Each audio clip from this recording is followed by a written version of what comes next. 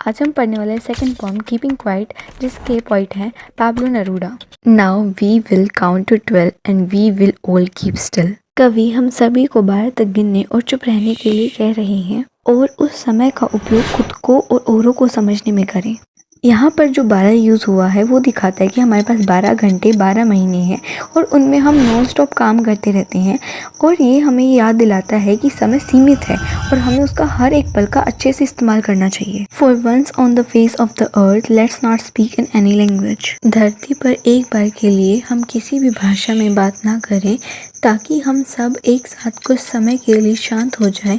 यह चुप्पी सिर्फ आवाज़ की कमी नहीं है, ये मन की शांति है और आत्मा की शांति। Let's stop for 1 second and not move our arms so much. 1 second के लिए रुकते हैं और अपनी आर्म्स को मूव नहीं करते। यहाँ पे आर्म्स का मतलब ये हो सकता है कि हम गन वगैरह ना चलाएं, मतलब हम सब काम रोक दें क्योंकि हम ऑलमोस्ट काम हाथों से ही करते हैं।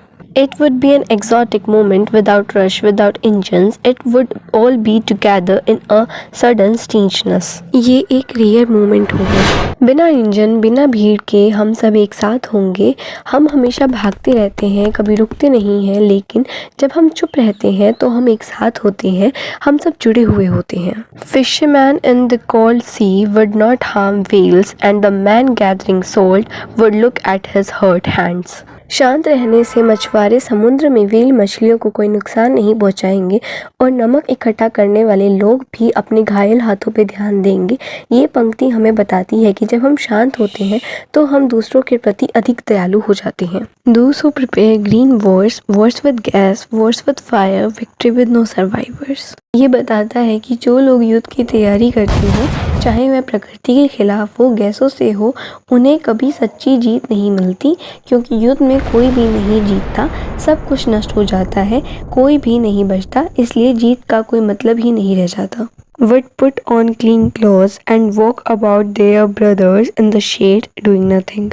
जब हमें ये पता लगेगा कि हमारी गलतियों का क्या रिजल्ट निकलेगा, हम सिर्फ एक दूसरे को मार रहे हैं और इंसानियत ख़त्म कर रहे हैं। जब उन्हें ये पता लगेगा तब वो क्लीन क्लोथ्स पहन लेंगे, मतलब एक नई बिगनिंग शुरू करेंगे। हम अपने डिफरेंसेस को भूलकर एक दूसरे के साथ मिलकर रहना चाहेंगे, फिर कोई एक दूसरे को हर्ट नहीं करेगा, मारेगा नहीं। What I want should not be confused with total inactivity. Life is what it is about.